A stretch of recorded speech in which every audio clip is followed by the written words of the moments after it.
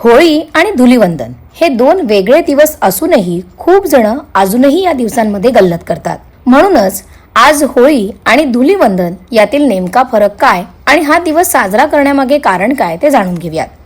होळी म्हणजेच होलिका दहन. या दिवशी होळी पेटवली जाते. होळीचा दिवस हा फाल्गुन पौर्णिमेला येतो.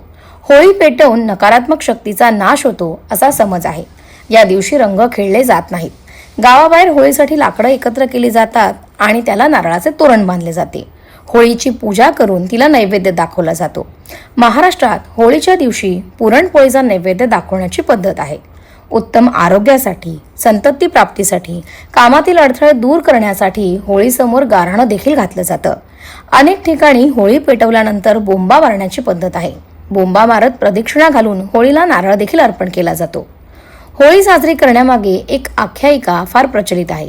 ही कथा आहे भक्त प्रल्हादाची आणि हिरण्यकश्यपूची. हिरण्यकश्यपू हा अत्यंत अहंकारी असा राजा होता. तो स्वतःला देवांपेक्षाही श्रेष्ठ मानत असे. लोकांनी केवळ आपलीच पूजा करावी असं त्याला कायम वाटे. त्याचा मुलगा प्रल्हाद हा विष्णू भक्त होता. हिरण्यकश्यपूला ही गोष्ट कळली तेव्हा त्याच्या विष्णू भक्तीवरती चिडून प्रल्हादला मारण्यासाठी त्याने अनेक प्रयत्न केले. प्रल्हादला मारण्यासाठी त्याने आपली बहीण होलिकेला बोलावले.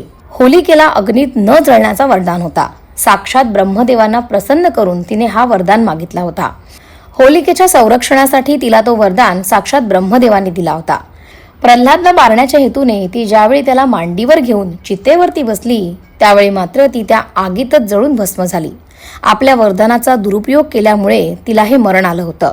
यामुळेच या होलिकेत वाईट गोष्टींचा नाश होतो असा समज आहे. होळीनंतर येणारा दिवस म्हणजे धुलिवंदन. याला अनेक ठिकाणी धुळवड असंही म्हणतात. हा सण रंगाने साजरा केला जातो. अनेक ठिकाणी पेटवलेल्या धुळीची राख अंगाला लावून मगच धुळवड खेळली जाते.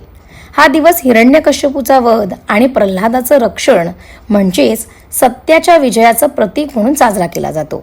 शिवाय काही ठिकाणी राधाकृष्णाच्या प्रेमाचं प्रतीक म्हणूनही या दिवसाला मान आहे.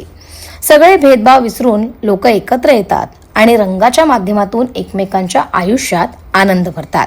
थोडक्यात धुलिवंदन हा कडू आठवणी होळीत जाळून नवीन आनंदी सुरुवात करण्याचा सण आहे.